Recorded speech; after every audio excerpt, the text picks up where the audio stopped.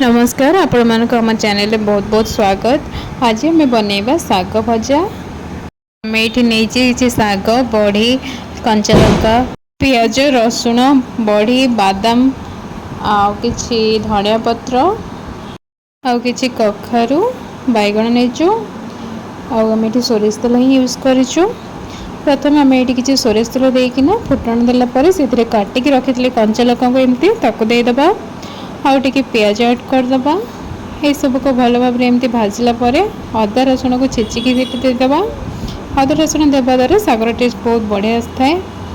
आउ ए से आम जो काटिक रखी बैगण कखारू ऐड करदबा। ताकू टिके जारी आसला आम से लुण ऐड कर देचु। एबे आम से साग को एमती भल भाव काटिकी धोईकिना नहीं जाइचु। ये आम खड़ा साग नहींचु। तापर आम भल भाव गोलैकिना घोड़े दबा। ये सागर बहुत पानी बाहरी थाए आपण मैंने देखिपे। ये से आम टे चीनी ऐड कर देचु। आ बड़ी को आम ये पूरा चुन चुन करके ऐड करदबा। आ साग को आपण भल भाव भाजबे जेपर्यंत पानी न मरी।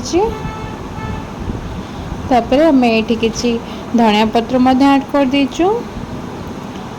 को आप मीडियम फ्लेम रे रखिकी ही भाजबे। ये आम साग भजा पूरा पूरी रेडी हो जाइए। आपण मैंने निहाती ट्राए करेंगे एंड आमको कमेंट रे जनइबे किपरि होइछि। आम चैनल को आप जदि सब्सक्राइब करना ताहले लाइक शेयर एंड सब्सक्राइब करंतु। देखा गोटे वीडियो रे रहूछु।